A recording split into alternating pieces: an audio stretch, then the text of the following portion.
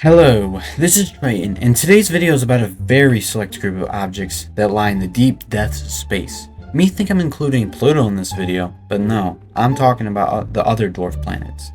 Pluto, the little guy, gets so much sympathy for his demotion, but people often overlook the other dwarf planets. It's time that we give these select group of objects a spotlight of attention. This video will be part one of a two-part series. I will cover the objects that are considered nearly certain to be dwarf planets according to Mike Brown's scale. Mike Brown is an astronomy professor at Caltech. Anyways, I'm going to talk about the other 4 IAU recognized dwarf planets: Eris, Haumea, Makemake, and Ceres. Part 2 will cover Gongon, Quor, Orcus, and Sedna.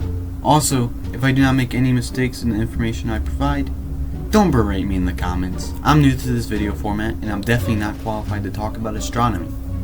If I'm going to explain the definition of a dwarf planet, first we have to go over the definition of a planet according to the IAU. In 2006, the IAU set 3 criteria of what defines a planet because of the discovery of Eris, which is slightly smaller than Pluto, which created a whole debate if Pluto was truly considered a planet. Sadly, the little thing was demoted to dwarf status, but I think you heard Pluto's sob story 1,000 times. Now, the 3 criteria being: the object must orbit the sun, very simple. The object must assume hydrostatic equilibrium, or in simple terms for the brain-rotted 5-year-olds watching this, it basically has to be spherical in shape.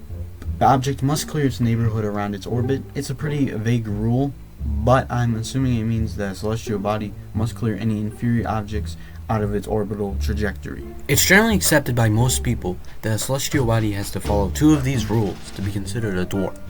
Those rules being the first 2, since the Kuiper Belt and Asteroid Belt are giant areas filled with millions of objects respectively. These places aren't the kinds of areas to have a planet. Now, let's get on to the first dwarf of the 4.